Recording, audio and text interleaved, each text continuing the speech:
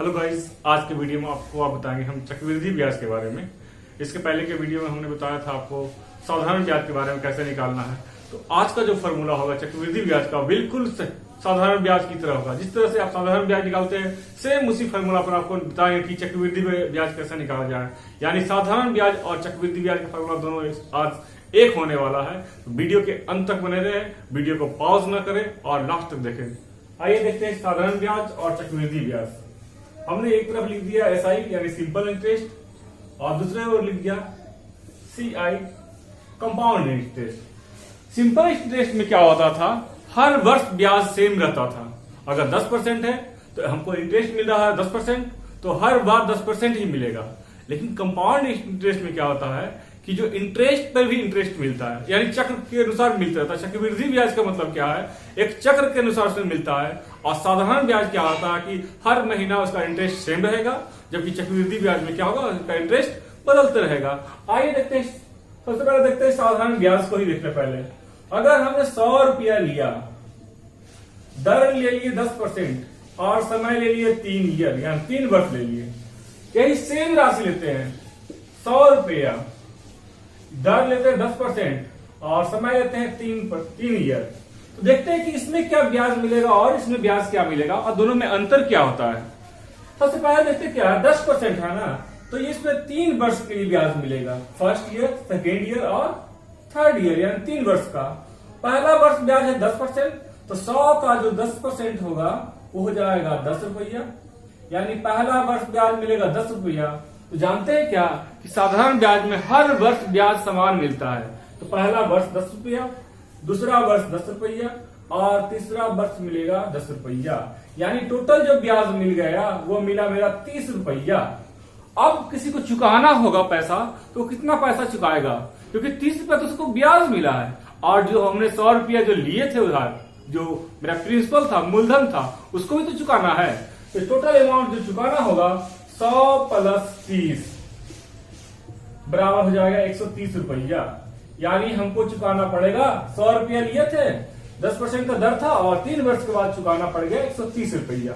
अब देखते हैं कि जो ये सिंपल कंपाउंड इंटरेस्ट है इसमें हम कैसे चुकाएंगे। ये इसमें भी सेम रुपया 100 रुपया मूलधन, दर है 10%, समय है 3 वर्ष, इसको भी 3 बराबर भाग में चुकाएंगे। तो हम जानते हैं क्या, पहले वर्ष का साधारण ब्याज और चक्रवृद्धि ब्याज समान होता है।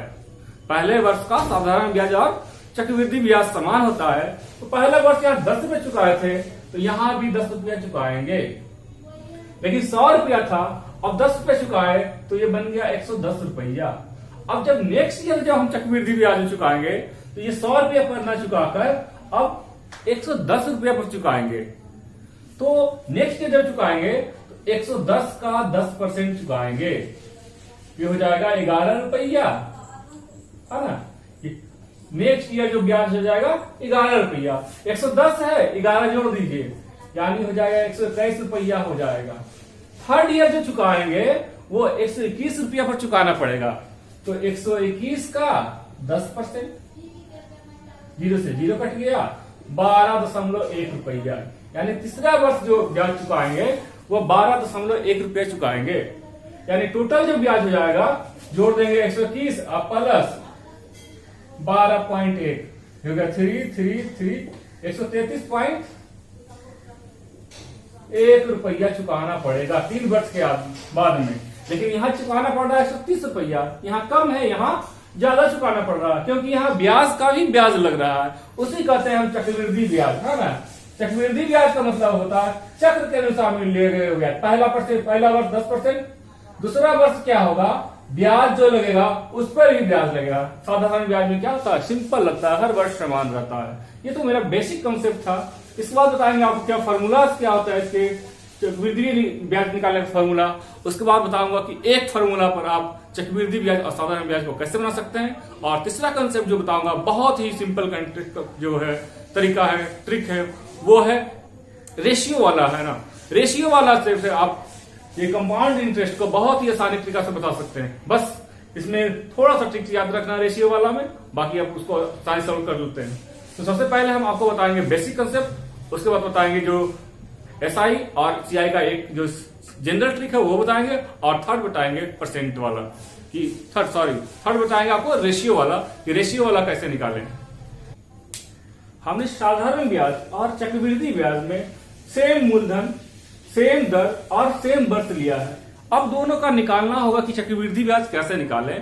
तो एक फार्मूला क्या है निकालने का, P इंटू आर परसेंट, यानी मूलधन इंटू आर परसेंट। इसका भी सेम फार्मूला होगा P इंटू आर परसेंट। इस पर दोनों को निकाल सकते हैं। सबसे पहले हमने 100 रुपया लिया है, सिंपल वाला लिया है ताकि आपको निकालने में आसानी हो। इसके बाद इसके कॉम्प्लेक्स जो नंबर होंगे उस नंबर को भी लेंगे और उस पर भी निकाल कर दिखाएंगे कि इस पर आप CI और SI कैसे निकाल सकते हैं। आर परसेंट है ना, ये 2 वर्ष के लिए दिया गया है, यानी 10% पहला वर्ष, दूसरा वर्ष क्या हो जाएगा, फिर 10%, 10 दूनी 20% दिया होगा। मूलधन दिया हुआ 100 रुपया, तो 100 का हो जाएगा 20%, यानी मेरा जो साधारण ब्याज हो जाएगा 20 रुपया देना पड़ेगा 2 वर्ष के बाद। कब, जब मूलधन रहेगा 100 रुपया और दर होगा 10%। अब देखते हैं चक्रवृद्धि ब्याज में क्या होगा। चक्रवृद्धि ब्याज में जानते हैं कि 10% है और 2 वर्ष के लिए है। तो पहला वर्ष जो ब्याज है 10% है और दूसरा वर्ष जो ब्याज मेरा होगा वो इसका 10% होगा, यानी 10 प्लस 10 का 10%। इसको जोड़ देंगे तो हो जाएगा 11%, यानी पहला वर्ष ब्याज मिलेगा 10% और दूसरा वर्ष ब्याज मिलेगा 11%, यानी टोटल मिल गया 21% ब्याज। अब निकाल दीजिए फॉर्मूला पे, मूलधन था 100 रुपया और ब्याज है 21%, हो जाएगा 21/100। जीरो से ये डबल जीरो कट गया, आ गया 21 रुपया। यानी इसी राशि पर सेम जो है चक्रवृद्धि ब्याज निकालेंगे तो 21 रुपया होगा और ये साधारण ब्याज निकालेंगे तो 20 रुपया। अगर क्वेश्चन में पूछ दे दोनों के बीच अंतर क्या होगा तो 21 में से 20 घटा देना, 21 रुपया में से 20 रुपया घटा देंगे, अंतर हो जाएगा 1 रुपया का।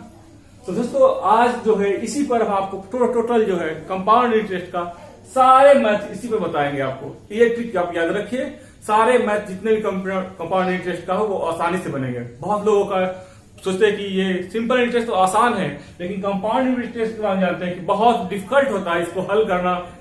ये तो लेकिन आज आपको बहुत ही सरल तरीके से बताएंगे कि कंपाउंड इंटरेस्ट का जो मैथ होगा कैसे आप हल कर सकते हैं। आज का जो पहला क्वेश्चन है, 25 रुपये की राशि पर 2 वर्ष में 10% वार्षिक दर से मिश्रधन की राशि क्या होगी। और ये क्वेश्चन है चक्रवृद्धि ब्याज का है, तो इसको चक्रवृद्धि ब्याज ही मानेंगे। तो आइए देखते हैं इसको हल हम कैसे करेंगे, है ना।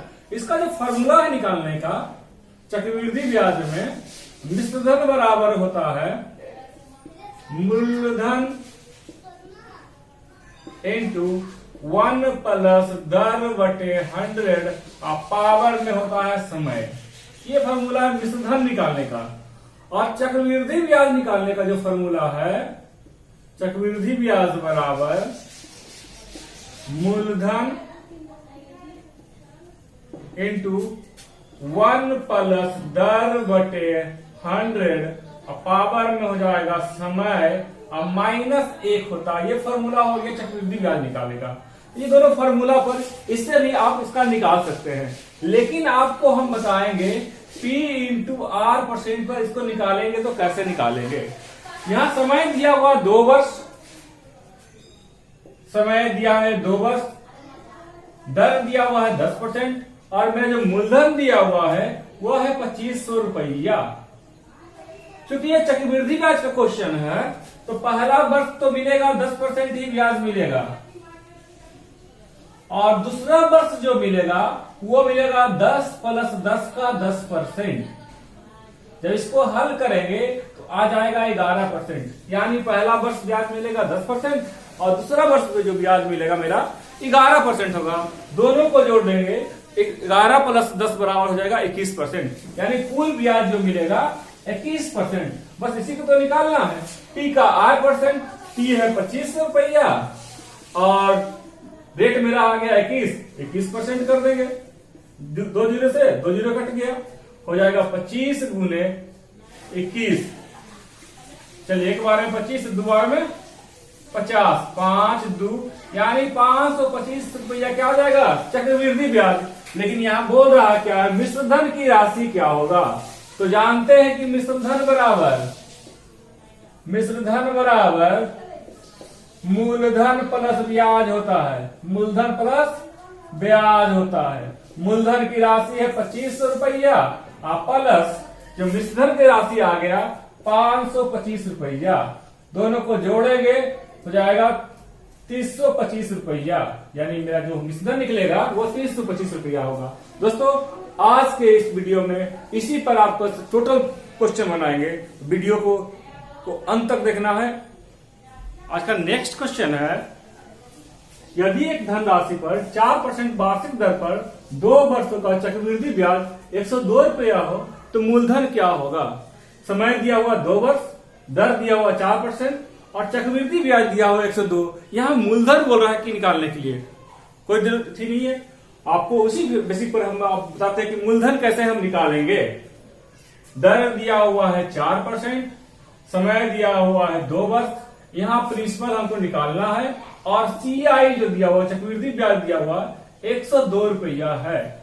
चूंकि समय 2 वर्ष दिया हुआ है, दर दिया हुआ है 4%, तो पहला वर्ष तो 4% लगेगा ही, लेकिन जो सेकेंड वर्ष होगा दूसरा वर्ष उसमें लगेगा 4% प्लस 4 का 4%। जब इसको हल करेंगे तो 4.16% लगेगा। पहला वर्ष 4% और दूसरा वर्ष 4.16% लगेगा। जब दोनों को